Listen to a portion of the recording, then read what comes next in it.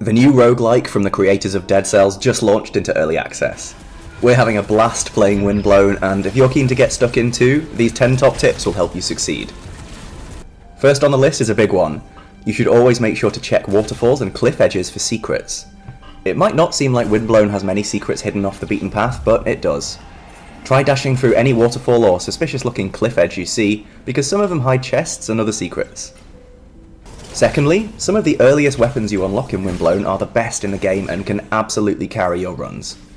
My personal favourite is the Raven Blade. It lets you do a spinning jump attack when you hold the attack button, which lets you avoid damage and critically hits every enemy in a small area when you land.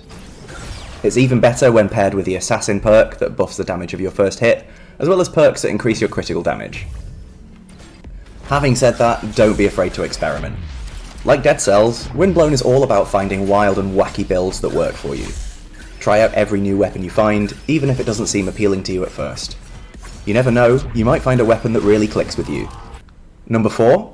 If you get weapons or trinkets you don't want at the start of a run, it only takes a few seconds to restart. This is particularly helpful if you're presented with tools you aren't confident with, or you get a weapon you've used a few too many times. Number 5 is a big one. Make sure to get healing perks whenever you find them.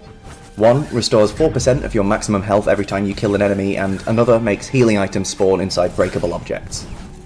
These perks give you a massive boost to your self-sustain, which is invaluable if you want to live long enough to reach the endgame. Number 6 is a small but handy tip. You can grab 25 free cogs from the hub area. Head to the right past the cannon and dash over to the boat, just past the pond with a small island in the middle.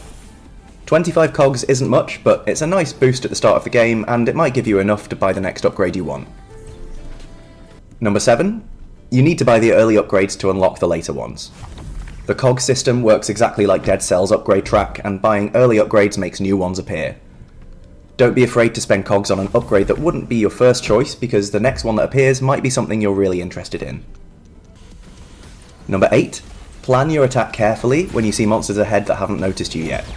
You can shoot through ledges with ranged weapons too, but be aware you'll aggro the whole pack. You can even land a charged attack, like with the Raven Blade, before enemies spot you, which gives you a bit more breathing room.